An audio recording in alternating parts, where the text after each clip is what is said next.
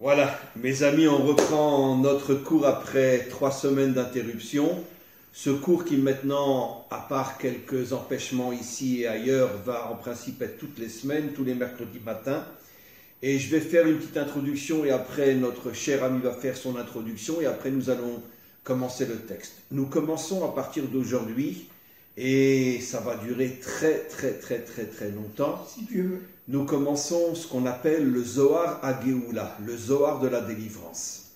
Alors, je vais faire une petite introduction. D'abord, je voudrais dire que j'avais déjà moi-même commencé des cours en français sur le Zohar HaGeoula, le Zohar de la délivrance, qui était à la mémoire d'un grand ami à moi qui est malheureusement décédé d'une crise cardiaque subitement, un homme relativement jeune, il n'avait pas encore la soixantaine, c'était le Shaliar Chabad de Neuilly, le Rav Zawi.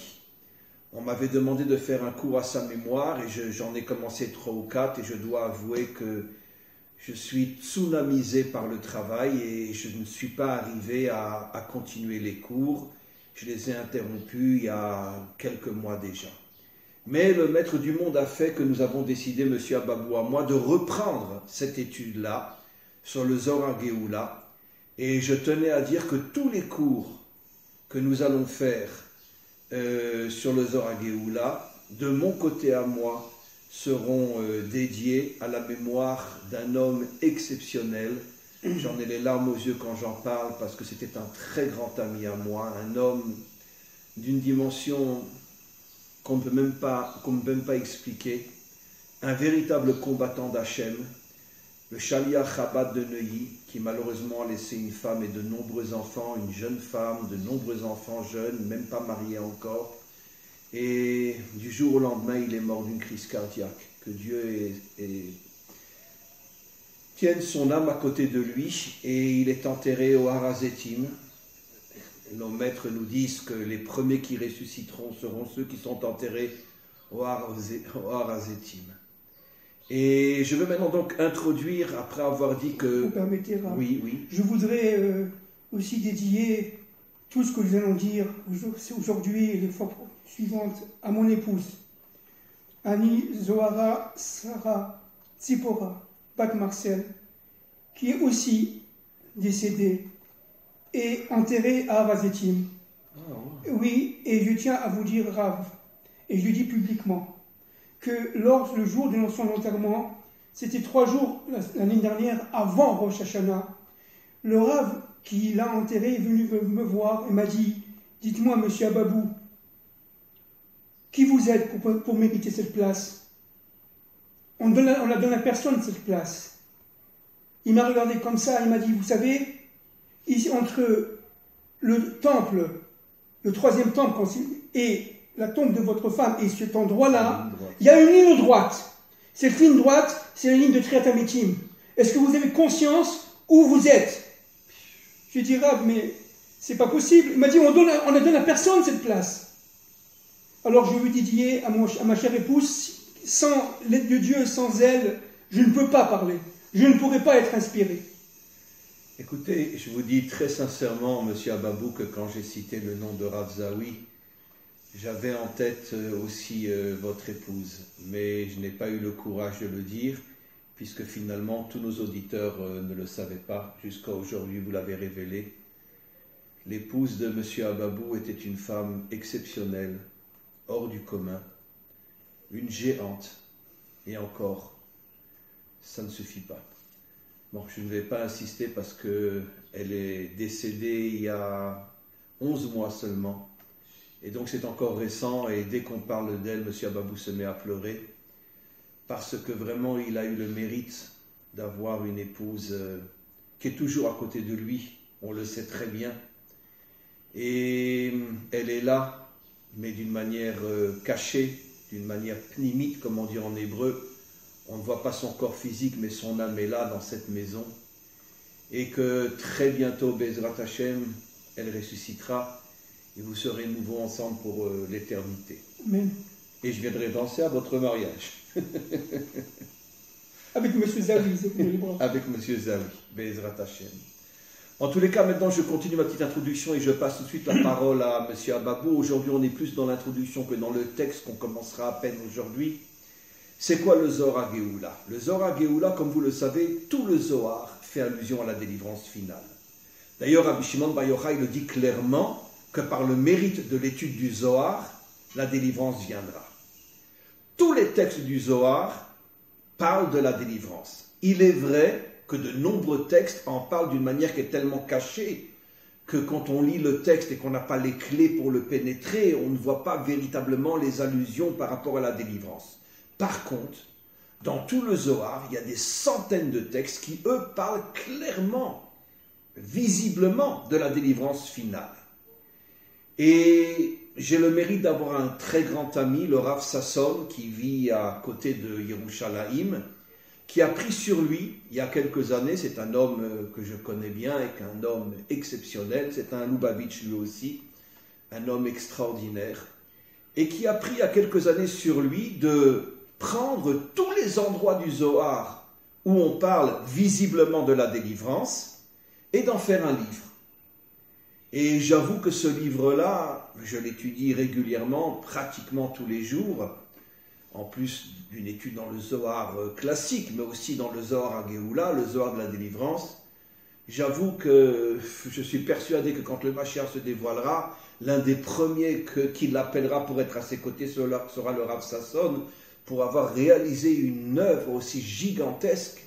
Ça lui a pris, je crois, 2 ou 3 ans.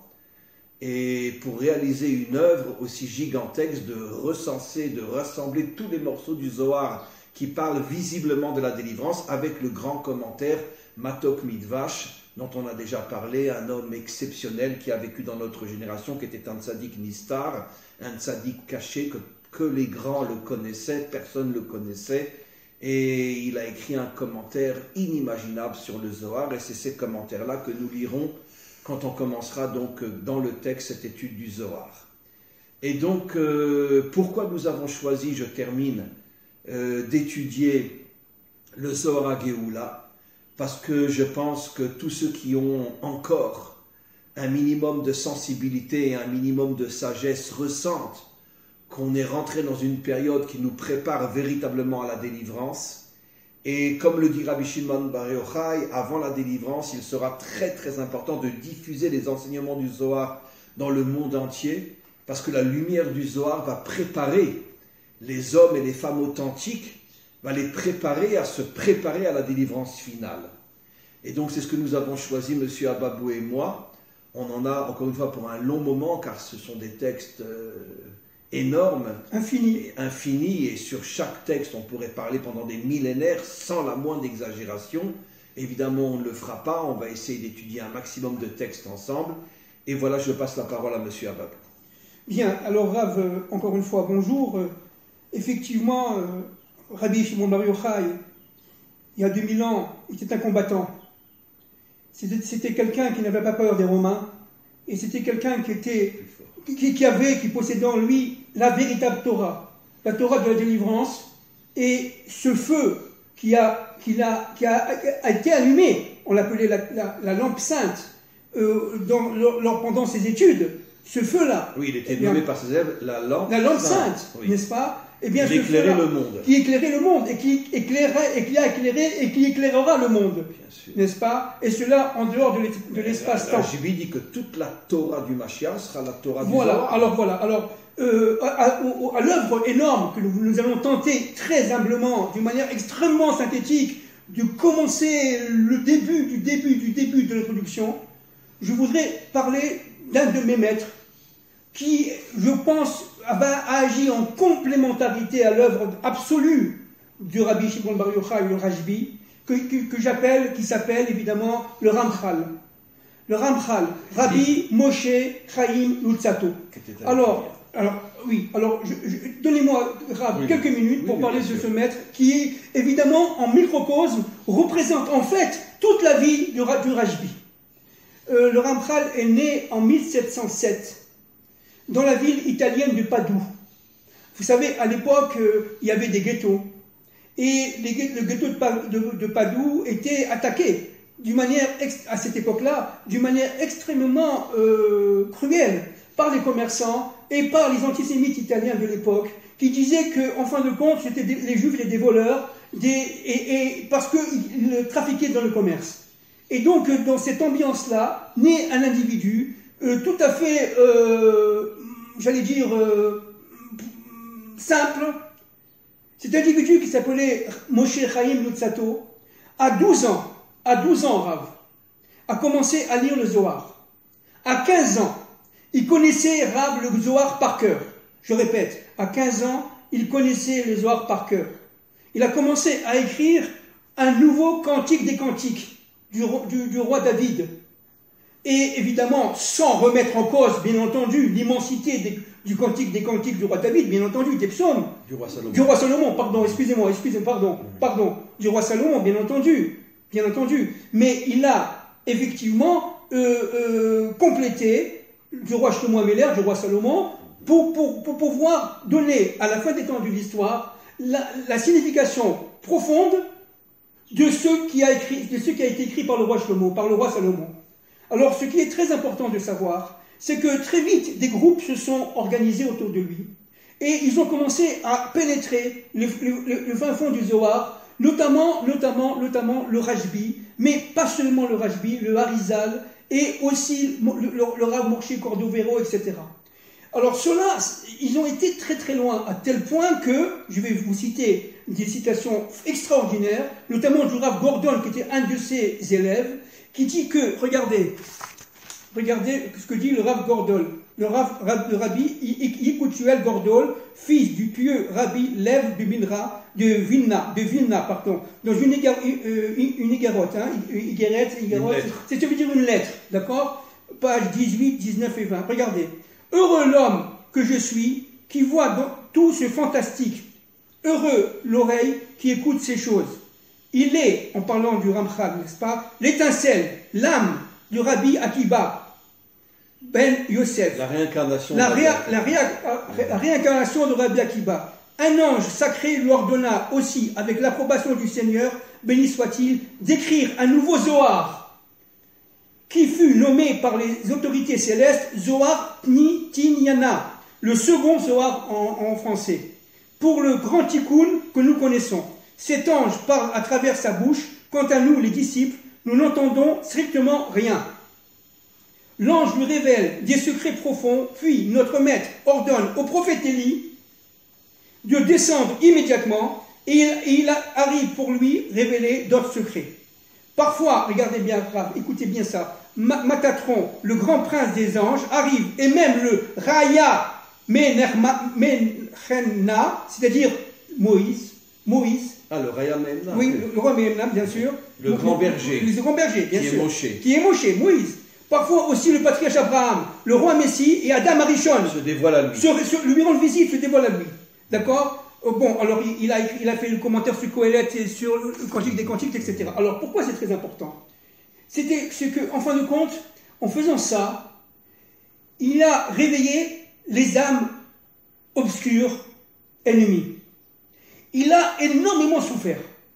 Il a passé, quand il a commencé à écrire, il avait 16 ans à peu près, jusqu'à l'âge de, disons, nous sommes en... Il est mort jeune, attendez, on va en parler. Oui. Jusqu'à l'âge de 27-28 ans, il a étudié, il a été attaqué de plein fouet par de grands rabbinimes de l'époque, bien entendu, d'accord, comme le Ragiz. Ok, comme les grands rabbins de Venise. Tous les maîtres authentiques sont toujours attaqués par l'établissement religieux. Voilà, exactement. Et à un moment donné, il a eu un rérem, c'est-à-dire qu'ils l'ont tout simplement jugé. Ils ont voulu prendre toute son œuvre et la brûler. Ils l'ont brûlé. Ils ont brûlé une partie. D'accord. Ils ont brûlé une partie. Heureusement que le Rav Bassan, qui était son maître, a dissimulé ses écrits au dernier moment. Il n'a pas brûlé, il n'a pas brûlé toute son œuvre, d'accord? Notamment, par exemple, le Zohar, le second Zohar, on ne le retrouve plus. Alors, c'est possible qu'il reste. Le Rav Shriki m'a dit que c'était possible. Rav Shriki, qui est le président du Bet Ramchal, comme on dit ça en français, la maison de la maison du Ramchal, n'est-ce pas? L'Institut du Ramchal, oui, à Jérusalem. Il m'a dit que c'est possible qu'il existe encore un exemplaire chez une famille américaine, cachée, etc.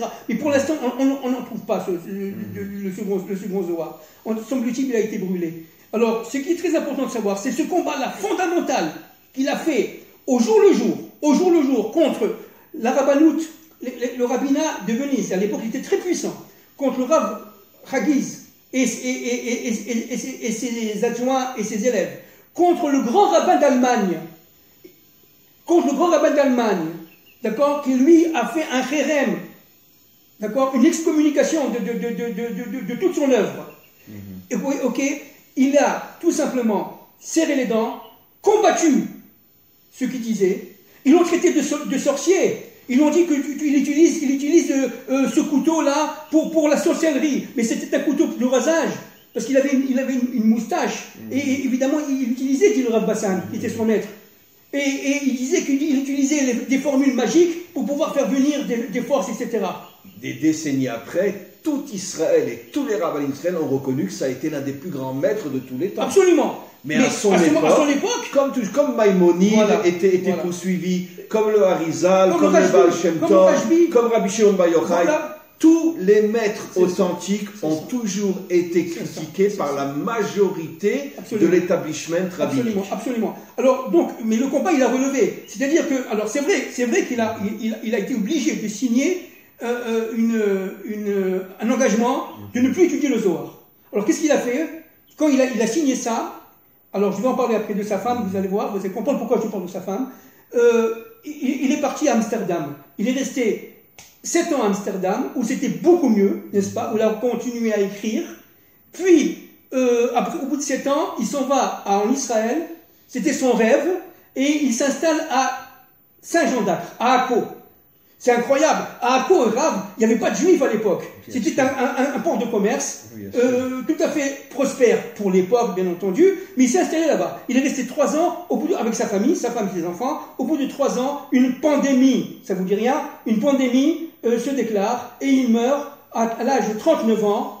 Il y a une marloquette entre les Rachamim. Est-ce qu'il est enterré à côté de Rabbi Akiva ou il est enterré à... Il y a une tombe de lui à côté de Rabbi Akiva. Il y a Fils. On ne sait pas exactement. Alors, ce qui est très intéressant, c'est que, et là maintenant je vais rentrer un tout petit peu dans le sod, avec votre accord, c'est que le Ramchal a été poussé, aidé, conduit par sa femme.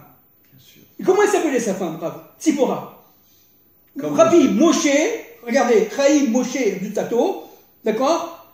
Ok, c'est fou. Moshe Chaim, voilà, Moshe. Et la femme de Moshe était Tzipora. Voilà. Entre parenthèses, je m'appelle Moshe, vous les appelez Chaim. C'est bizarre. Alors, la femme du Ramchal, qui s'appelait Tzipora, l'a aidé absolument à tenir le coup et l'a tout simplement engagé dans ce combat-là. Et pourquoi? Parce que c'était elle qui combattait à travers lui. Et ça, c'est très important. Bien sûr.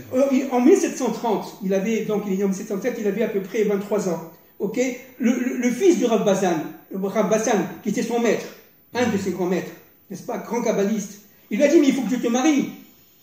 Il se retourne vers lui, il lui dit, mais ma femme, je la connais, elle est avec moi, mais on va se marier quand on aura fini notre travail dans la terre, parce que nous sommes un couple de la terre. Comprenez pas, que ça veut dire un couple de la terre? Non, on comprend ce que ça veut dire. Ça veut dire que le combat se fait sur terre, dans notre monde.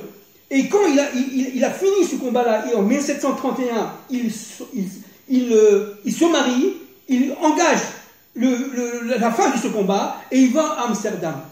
Et sa femme, qui s'appelle Tzipora, donc c'est une force absolument incroyable qui fait le lien entre les différents mondes, eh bien, elle a poussé. Un autre point très important, donc Moshe était en lui, vous comprenez? C'est pour ça qu'on a dit tout à l'heure, Moshe était en lui. Il y avait aussi le Rabbi Akiva qui était en lui. Rabbi Akiva est une partie de l'âme de Moshe. Exactement, bien sûr. Kadosh dit que Moshe était la partie Tiferet de l'âme, et Rabbi Akiva était la partie Malchut de l'âme. Exactement, c'est très fort. Pourquoi? Parce que regardez, il est mort à 39 ans, c'est-à-dire à la 40e année, et les maîtres du Sod, les maîtres des secrets, m'ont dit, à moi personnellement, n'est-ce pas, à l'époque, je parle au temps du Rav Shriki, où j'étais son élève, j'étudiais avec lui, D'accord? Pas seulement, je n'étais pas le seul élève, bien entendu, mais on étudiait avec lui. Et bien, qu'est-ce qu'il nous a dit, le Rav Shriki? Il a dit que, regardez, l'âme, pendant les 40 premières années de Rabbi Akiva était apicuré, ça veut dire qu'il était contre la Torah, il rejetait tout ça, etc., etc. Donc, il est 120 ans. Il a vécu 120 ans, pardon. Il a vécu 120 ans. Il lui est resté à faire le tikkun, la réparation de ses 40 ans. Qui l'a fait, la Torah? C'est le Ramchal. Qui est mort à 40 ans. Qui est mort à 40 ans. C'est-à-dire qu'en fin de compte, qu'est-ce qu'il a fait, le Ramchal? Il a complété les 40 ans de Rabbi Akiva. Exactement. Il a complété les 40 ans de Rabbi Akiva. Et c'est pour ça que c'est la réincarnation de Rabbi Akiva. Mais exactement. Qui est venu réparer ses premières 40 années. Absolument. Et c'est pour ça que Moshe était en lui. C'est fou. C'est complètement fou. C'est fou. Alors regardez ce que dit le Ramchal. Je vais donner une deuxième. Alors maintenant, je vais citer le Ramchal pour vous donner une indication de l'ampleur. D'accord? Dans son livre, Dat Tvunot en hébreu, les voies de la direction divine, paragraphe, c'est paragraphe 166. Regardez, écoutez bien s'il vous plaît, Rav. Regardez comme ce message est d'aujourd'hui, actuel, il a été écrit il y a 250 ans, d'accord? La cause essentielle de l'existence du mal dans la direction du plan divin est la révélation de l'unité, qui nécessite dans un premier temps de dévoiler le mal et de le laisser faire tout ce qui est dans sa nature, afin de démontrer ensuite l'unité du gouvernement de Dieu, de son gouvernement, par la transformation du mal en bien. Pour cette raison, le souverain se cache et voile sa face, et laisse le mal s'amplifier jusqu'à la dernière limite possible. C'est-à-dire jusqu'à la quasi-destruction du monde. Ce qu'on vit aujourd'hui. C'est ce qu'on vit aujourd'hui, Rav. Cette situation donnera alors un sens extrême à la révélation de son unité dévoilée. En réparant les détériorations du mal par sa souveraineté, la lumière sera dévoilée à partir de l'obscurité. C'est quelque chose d'absolument fabuleux. Alors, c'est absolument incroyable, avec votre permission. Je faisais hier un cours en hébreu et j'expliquais dans ce cours, attention que ça ne tombe pas de... J'expliquais dans ce cours que le Balatania, dans le Tanya, écrit qu'en vérité, il n'y a pas d'obscurité dans ce monde. Exact. C'est une lumière qui est trop forte et qui nous aveugle. Exact. Comme le soleil. Exactement. Comme ce qu'on appelle le Oraganus. Pourquoi Dieu a caché cette lumière? Pour ne pas qu'elle aveugle l'humanité tout entière. De temps en temps, elle ressort et on est dans l'obscurité totale. Mais on croit qu'on est dans l'obscurité. En vérité, on est dans une lumière incroyable, mais que nos yeux, pour l'instant, ne peuvent percevoir. Et c'est pour ça qu'on a l'impression qu'on est dans l'obscurité. Absolument. Et il explique dans le Tanya que le Mashiach va nous élever à un point qu'on arrivera à voir cette lumière et on se rendra compte rétroactivement qu'il n'y a jamais eu d'obscurité. Exactement ce que vous avez lu, que Dieu se cache derrière l'obscurité. Exactement. Et en réalité, l'obscurité est par rapport à nous, pas par rapport à lui. Absolument. Il n'y a pas d'obscurité. Bien entendu. Voilà. Bien entendu. Qu'est-ce que c'est que l'obscurité, en fin de compte? C'est lié au Tzimtzum. C'est lié à la contraction. C'est-à-dire, c'est que Dieu se cache. Que Dieu se cache. Il a créé un manque. Et c'est ce manque, si vous voulez, qui est considéré par comme le mal. Par rapport à nous. Parce que lui, évidemment, il est tout. Lui, il est plein, il est entier, il est infini. On pourrait même dire plus encore. Quand on vit plus ou moins bien, on vit dans la nullité. Quand on vit dans les épreuves et l'obscurité, c'est là qu'on est le plus connecté au maître du monde. Absolument. Et ça, l'homme authentique le comprend. Absolument. Et c'est la raison pour laquelle le peuple juif est celui qui a le plus souffert sur terre, pour ne jamais perdre sa connexion avec le maître du monde. Absolument, absolument. C'est tout à fait juste. Alors, pour finir cette introduction, je voudrais donner une deuxième référence, une deuxième citation de Ramchal. Ramchal, Derer Hashem, la voix de Dieu, page 1 à 4. Regardez, le projet de Dieu est très précis. Il a organisé les choses de telle manière qu'en dépit du fait que l'homme doive se plonger dans le monde matériel, il soit pourtant capable, d'atteindre la perfection par le biais de l'activité terrestre. Grâce au monde matériel lui-même. Regardez ce qu'il dit, redit le Ramchal. Ça, c'est un maître authentique. Voilà, regardez, c'est précisément à travers elle qu'il atteint un état de pureté et d'élévation. C'est tout mon cours d'hier en hébreu. J'ai fait exactement ce cours-là pour expliquer que la vraie Torah était en bas et que la religion était en haut. Et malheureusement, on est dominé aujourd'hui par la religion et la Torah s'est complètement voilée. C'est pour ça que le Ramchal a été attaqué de plein fouet par les rabbinim. Parce que c'était la vraie Torah. Et eux, c'était les religieux. Ça les dérangeait énormément. Ben, c'est ce qui se passe dans chaque génération, dans d'autres générations aussi. Tout l'établissement religieux fait tout pour détruire les vrais maîtres. Absolument. Alors regardez, je finis. Alors je reprends la dernière phrase. C'est précisément à travers elle qu'il atteint un état de pureté et d'élévation. Car lorsqu'il transforme, regardez là, les ténèbres en lumière et l'ombre de la mort en une lumière radieuse, l'homme acquiert alors une excellence et une gloire sans précédent. Transformer l'obscurité en lumière, voilà, tout ce qu'on vient de dire. Quand il dit c'est quoi transformer l'obscurité en lumière? Ça veut dire que dévoiler que l'obscurité n'est en fait qu'une lumière cachée, tellement énorme qu'on ne peut pas la voir pour l'instant. Elle est cachée. Voilà. En fin de compte, c'est même pas qu'elle est cachée, c'est qu'elle est là, mais on ne la voit pas. Mais on la voit pas. On la voit pas. C'est comme un homme qui est dans une lumière incroyable et il crie je vois rien, je vois rien, exactement, je vois rien. Exactement. Mais en vérité dans une lumière incroyable. Exactement. Ben, c'est l'histoire de la bombe atomique finalement, bien sûr. Qui dévoile une lumière qui est aveugle et qui détruit tout. Bien sûr, bien voilà. sûr, bien sûr, bien sûr. Et le Zohar, c'est une véritable bombe atomique, j'allais dire. Parce que ça aveugle. Mais c'est... Vous savez que Rabbi Shimon Bar Yochai dit que le Zohar sera véritablement et authentiquement étudié dans 2 générations, la sienne et celle avant le Mashiach. Et il explique que même si le Zohar sera étudié pendant 2000 ans, seule la génération avant la délivrance arrivera à comprendre les messages authentiques et profonds du Zohar. Rav, qu'est-ce que c'est que le Zohar? C'est la lumière. C'est la lumière. C'est la lumière. Zohar, c'est la lumière. La lumière. Voilà. Bon, mes amis, il nous reste un petit quart d'heure. On va commencer aujourd'hui un texte que, bien évidemment, qu'on ne pourra pas terminer, on ne pourra pas tout expliquer aujourd'hui. On se retrouve la semaine prochaine pour l'expliquer, pour le terminer, et on va le commencer. Alors, je vais commencer à lire. On est, pour ceux qui sont intéressés après à se procurer le Zohar à Géoula, parce que bon, il n'existe pas en français, il n'existe qu'en hébreu, on est dans Akdamat HaZohar. C'est-à-dire qu'en vérité, vous savez que le Zohar, il a une Akdama. Après, il y a le Zohar sur le livre Bereshit, livre Shemot, Vayikra, Bamidbar, Devarim. Après, il y a ce qu'on appelle Tikkuné HaZohar, Zohar Chadash, Hashmatot HaZohar. Et le Rav Sasson a pris tout le Zohar, tous les appels du Zohar, et l'a condensé dans un livre où il ramène tous les écrits visibles sur le Mashiach. Hidrasuta. Et oui, Hidrasuta, etc. Bon, j'en ai oublié, bien évidemment, merci. Donc là, on est dans Akdamat HaZohar, comment on dit Akdama, enfin, je ne me rappelle plus. L'introduction du Zohar. Alors, le titre, c'est la lettre P, Romezet la Geoula Atida. La lettre P fait allusion à la délivrance finale. Je tiens juste à dire en tremblant que nous sommes dans les années P. Bien sûr. Tafshin P, Tafshin P Aleph, Tafshin P Bet. On est exact. C'est-à-dire que le premier texte du Zohar à Géoula parle de la lettre P et on est, selon le calendrier hébreu, on est exactement dans les années P en ce moment. Absolument. Donc on est vraiment, vraiment dans les années de la délivrance. Et je ne sais pas si on le verra encore aujourd'hui, la fin du Zohar va nous expliquer, je le dis juste, mais on le reverra après, que tous les dirigeants du monde avant la délivrance seront tous de grands hypocrites qui vont faire croire qu'ils veulent le bien des nations et en vérité ils veulent les détruire. Mais c'est écrit là. Et c'est écrit dans le Zohar, il y a 2000 ans. Exactement ce qu'on vit aujourd'hui. D'accord. Mais on veut vous sauver de la pandémie, on veut vous sauver, on veut vous vacciner, on veut ci, on veut ça, etc. Mais on veut vous transformer en robot pour vous écraser.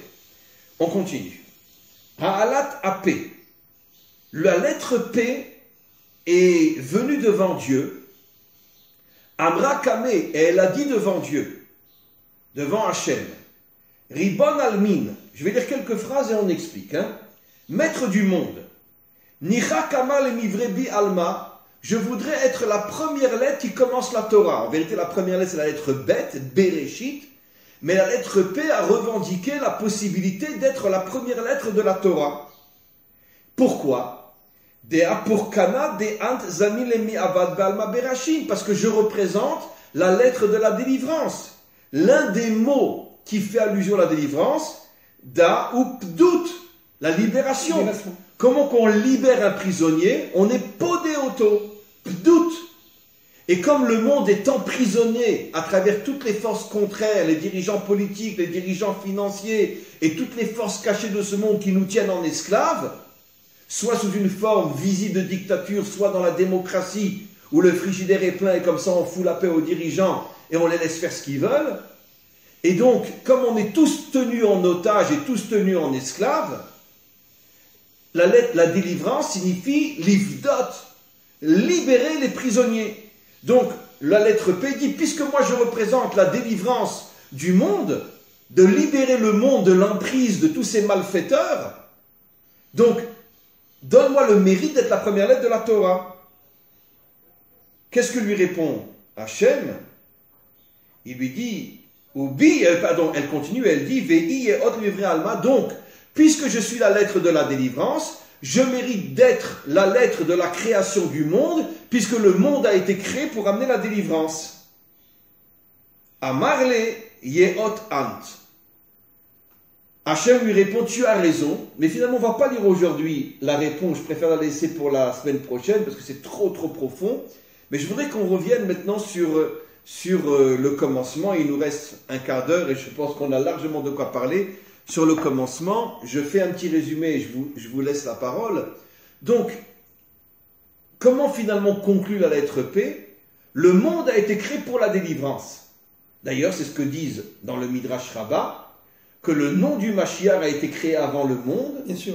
La Teshuvah, le retour vers Dieu, et la délivrance ont été créés avant le monde.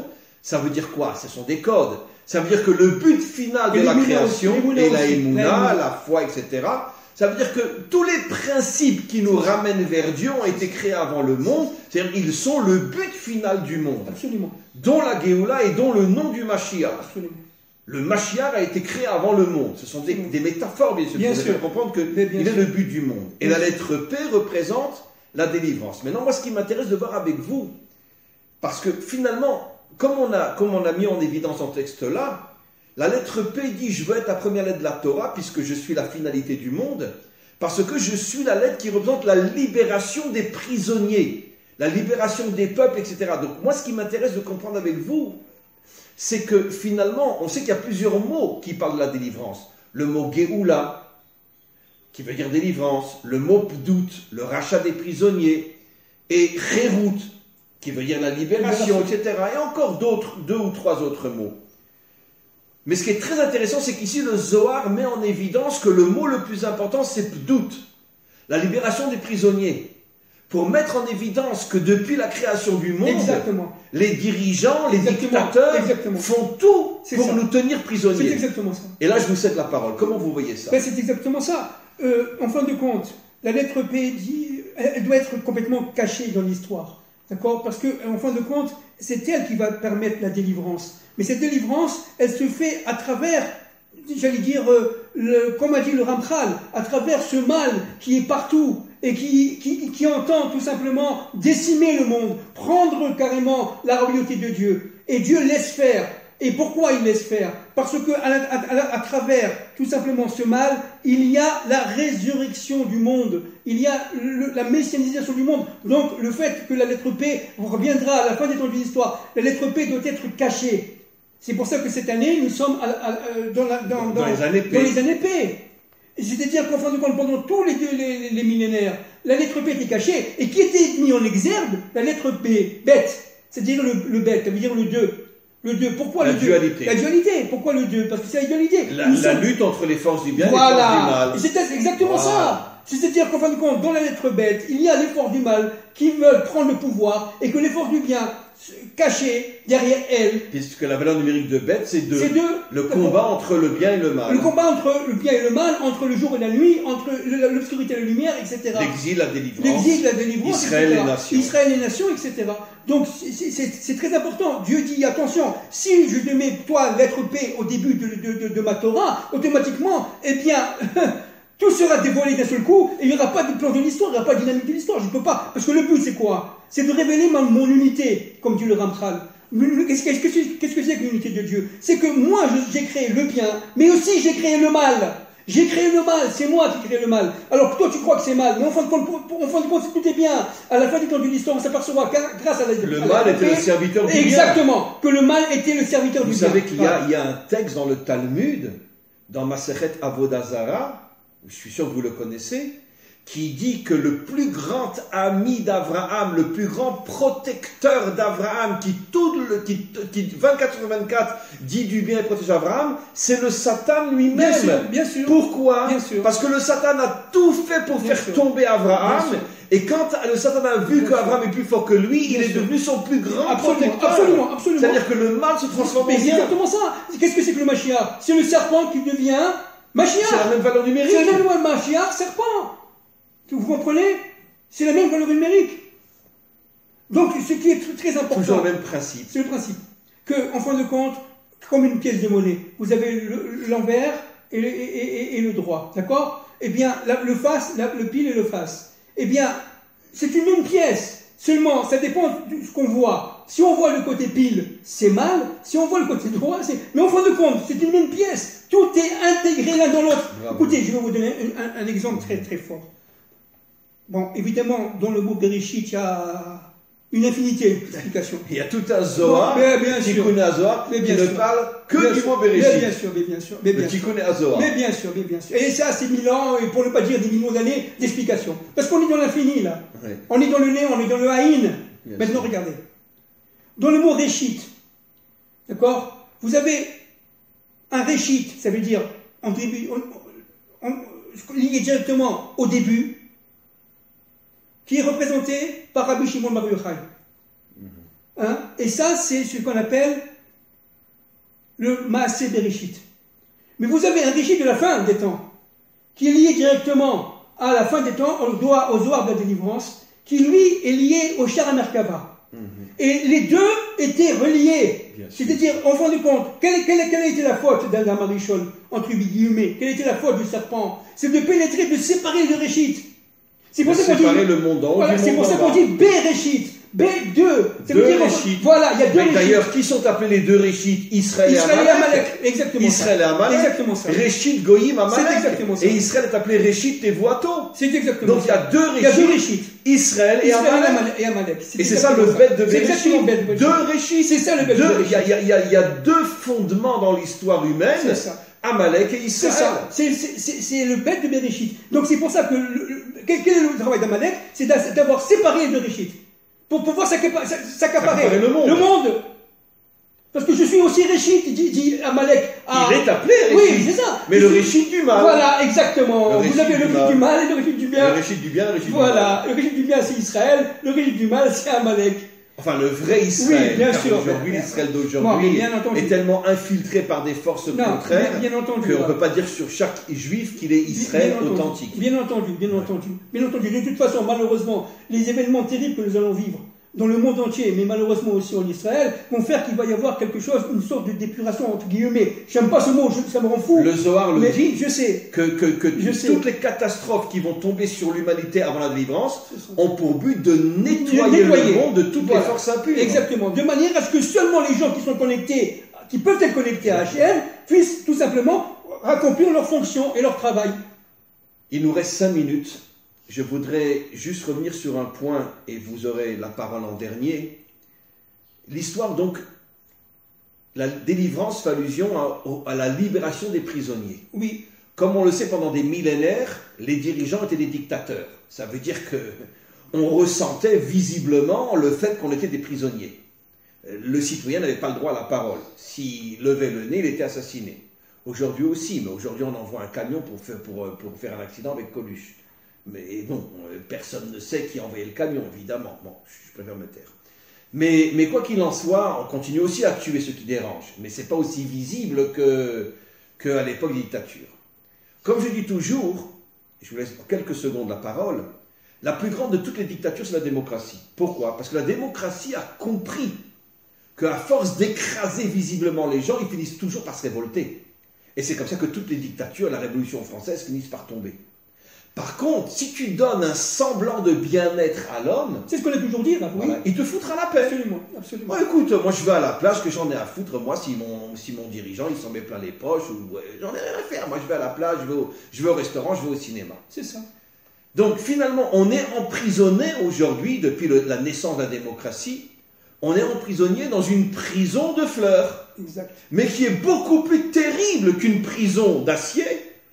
Parce que dans une prison d'acier, on fait tout pour s'en sortir. Dans une prison de fleurs, on fait tout pour y rester. Absolument. Voilà. Alors je vous pose une question simple, qu'il faudra peut-être continuer dans le prochain cours. Comment on va s'en sortir? Les fleurs de la démocratie sont tellement belles. Comment on va s'en sortir? Alors, écoutez, on va revenir à ce que nous avions dit les dernières fois.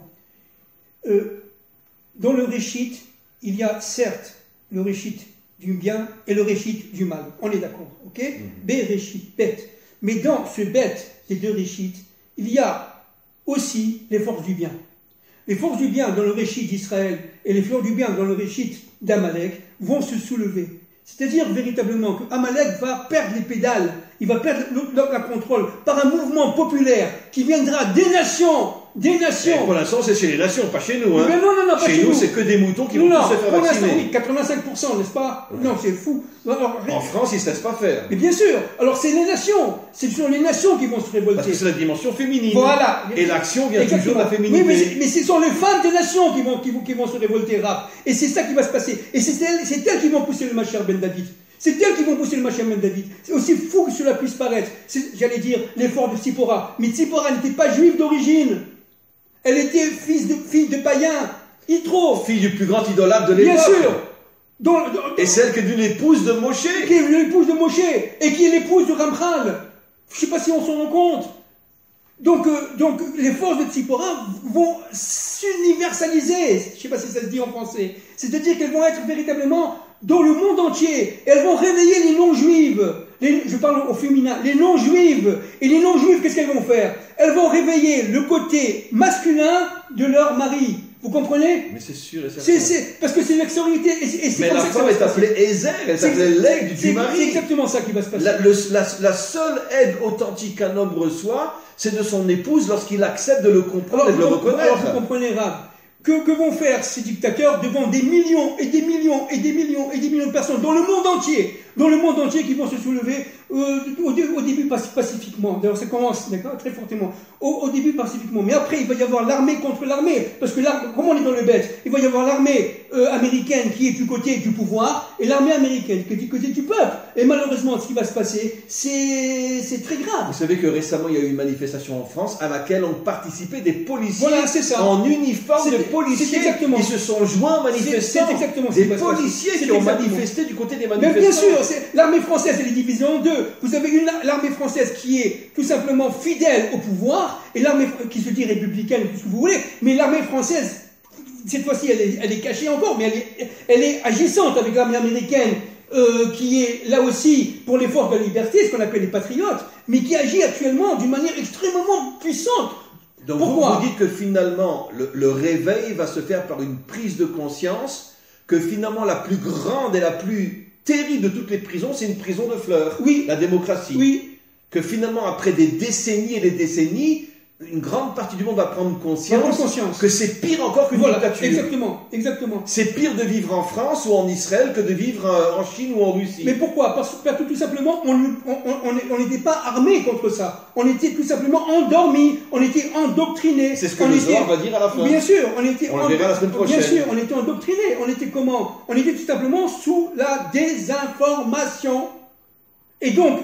et sous le plaisir. Le cinéma, la télé, le restaurant, les vacances, un jour de libre par semaine. Merci à nos dirigeants. Bien sûr, mais vous avez vu ce qu'il fait Hachem. Et le confinement, ça veut dire que c'est fini les plaisirs, c'est fini les restaurants, c'est fini les cinémas, c'est fini tout ça. Et regardez, hier, j'ai eu dans YouTube un film qui m'a été envoyé sur les Champs-Élysées. Hier, c'était vide. Les restaurants étaient vides. Alors que normalement, au mois d'août, c'est plein de monde. C'était vide. C'est-à-dire véritablement l'économie de la restauration est en train de s'écrouler, de s'effondrer. Alors évidemment, ça ne va pas durer longtemps. Il va y avoir un soulèvement des restaurateurs. C'est pas possible. Vous comprenez? Et c'est vrai pour les PME. Bon, on va pas recommencer tout ce qu'on a dit en économie. Mais c'est ça le truc. C'est-à-dire qu'en fin de compte, vous m'avez posé la question, je vous réponds. Ce sont ces forces-là, ces forces des nations, notamment dirigées par les femmes des nations, avec les forces de Tzipora, etc., qui vont tout simplement pour conduire le Mashiach vers son... N'oublions pas l'image de la Révolution française. Voilà. Une femme sur les barricades. Pas un homme, c'est ce qu'on a dit. Femme. Absolument. D'ailleurs, je dis toujours, et je l'ai dit d'ailleurs encore cette semaine dans un cours en français, que c'est incroyable comme la France et la langue française traduit des messages thoraïques authentiques comme aucun peuple et aucune langue au monde. Absolument. Comment la France se permet de mettre sur les barricades une femme? Ça veut dire que dans son subconscient, elle a compris que la délivrance, comme le disent nos maîtres, viendra des femmes. Regardez, Rabazona, vous vous rappelez pas, on avait parlé de Rabazona. Bien sûr. En fin de compte, qui est en fin de compte, au niveau source, c'est la France. Bien sûr. Bien sûr. Donc, comment ça va se passer? C'est les forces de Rahabazon-là qui vont se soulever pour sauver Israël et protéger tout simplement reconstruire l'humanité entière et protéger tout simplement les justes, le bien contre ces forces de mal qui vont, en fin de compte, s'effondrer. Qui vont s'effondrer là. Pourquoi? Parce que tout simplement, devant des millions et des millions de manifestants et les guerres qui s'annoncent, eh bien, tout simplement, ils vont perdre des pédales, ils n'auront plus la capacité de direction et de pouvoir, et Dieu va être tout simplement remis sur son trône par les nations et par Israël. Je dis bien d'abord les nations. Le couple Israël. Et le couple Israël-Nation, 70 plus 1, ça fait 71, plus 1, ça fait 72. Le couple Israël-Nation sera reformé d'une manière tout simplement, j'allais dire infinie. Et sans limite. Écoutez, je voudrais remercier Hachem de nous donner cette capacité de pouvoir expliquer les choses avec une telle clarté, une telle authenticité. Et je pense que tous ceux qui écouteront le premier cours que nous avons fait aujourd'hui sur Zohar Géoula comprendront que nous ne sommes loin d'être uniquement des enseignants, des rabbins, des rabbinim. C'est pas pour nous tout ça. Nous essayons de nous renforcer, de renforcer le monde et d'essayer de construire des êtres humains qui se préparent à la délivrance. Des combattants. D'ailleurs, le Zohar dit clairement que la mida, la qualité de la malchoute, c'est le os de la bourra. C'est la bourra. C'est-à-dire c'est la qualité du courage, de la force, etc. La témérité. C'est ça qui va redonner au monde sa capacité de se révolter contre toutes ces forces obscures qui nous tiennent en otage. Être téméraire. Et il est évident qu'ils ne vont pas lâcher le morceau comme ça. Ils vont être très violents. Excusez-moi. Ça va être terrible. Ils vont nous massacrer. Ils vont chercher à nous massacrer. Parce qu'ils vont voir tout simplement leur intérêt s'effondrer. Mais derrière tout ça, il y a le maître du monde. Et le maître du monde, il est partout. Qui c'est qui les a nommés? C'est le maître du monde. Qui c'est qui a nommé Paro? Quand Paro dit à Pharaon, quand Dieu dit à Pharaon, va chez Paro. Mais Pharaon avait eu peur. Moshe a eu peur. Oui, bien sûr. Et qu'est-ce qu'il a dit Dieu? Mais je suis dans la tête de Pharaon. N'aie pas peur. J'y serai. Je suis à côté de toi. Ça lui dit, viens chez Pharaon et pas va chez Pharaon. Voilà, exactement. Viens, parce que moi j'y suis déjà. J'y suis déjà. C'est le plan c'est mon plan. Donc, qui c'est Pharaon? C'est rien, c'est un instrument de mon plan directeur, de ma volonté. C'est tout. Voilà, on va s'arrêter là pour aujourd'hui. On se retrouve mercredi prochain. Bezrat Hashem, si Dieu veut. Et vraiment, merci beaucoup pour cet échange exceptionnel. Et ça ne fait que commencer. Bezrat Hashem. Merci beaucoup. Merci. À bientôt.